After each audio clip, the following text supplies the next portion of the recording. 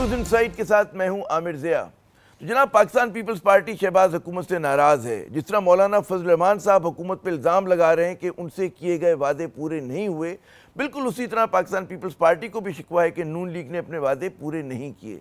लेकिन क्या नून लीग और पाकिस्तान पीपल्स पार्टी में मामलात इतने बिगड़ चुके हैं कि दोनों अपनी अपनी राह लें? हमारे ख्याल में ऐसा नहीं। इन दोनों जमातों के दरमियान ताउन जो है वो मजबूरी का सौदा है।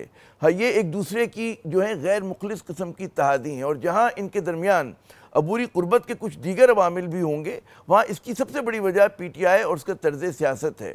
गुज़िश्ता रोज़ पाकिस्तान पीपल्स पार्टी और नून लीग के सीनियर रहनुमाओं की बैठक जमी, लेकिन इतलात ये कि जी पीपल्स पार्टी के जो तहफ़्फ़ुज़ात हैं वो दूर नहीं हुए।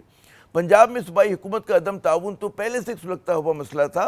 अब दरिया सिंध से जो 6 नई नहरों की खुदाई जो है वो इख्तिलाफ़ात की एक बड़ी वजह बन गई है। सिंध और बलूचिस्तान के लिए पानी की तकसीम हमेशा से एक बड़ा हसास मसला रहा है। शहबाज हुकूमत को ये पता है कि बिना पाकिस्तान पीपल्स पार्टी के ताउन के वो एक दिन भी इक़्तिदार में नहीं रह सकती।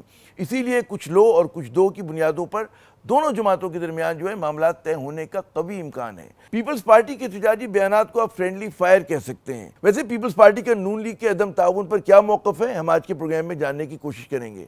हमारे पेश नज़र ये सवाल भी होगा कि क्या पीपल्स पार्टी जो है वो नून लीग और PTI के दरमियान होने वाले मुज़ाकरात की मेज़ पर होगी या नहीं। मैं सख्ती से तरदीद करता हूँ कि पाकिस्तान तहरीक इंसाफ और हुकूमत के दरमियान अब तक किसी किस्म के कोई मुज़ाकरात नहीं हुए। तहरीक इंसाफ ने ओपन मुज़ाकरात की जो दावत दी है उसको कमज़ोरी समझा जा रहा है। शायद वो ये समझते हैं कि 26 नवंबर को शिकस्त हुई है तहरीक इंसाफ को, लेकिन ये गलत फहमी हुई है। तहरीक इंसाफ ने 14 दिसंबर से सिविल नाफरमानी की तारीख का ऐलान किया है और वो ऐलान अब तक बरकरार है।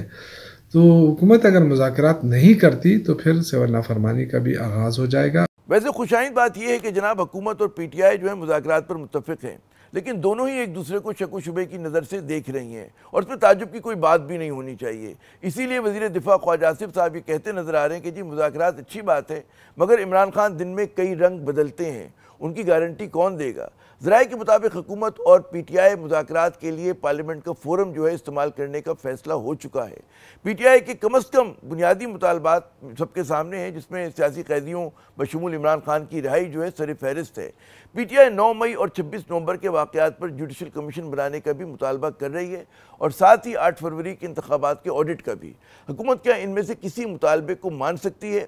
PTI को एहतजाजी मूड से बाहर निकालने के लिए वो क्या देने की पोजीशन में है, ये भी एक सवाल है। दूसरी तरफ हम देखते हैं कि मौलाना फजल रहमान साहब हुकूमत पर बरहम है। उन्होंने मदारिस बिल पर अदालत से रजू करने का इशारा भी दे दिया है।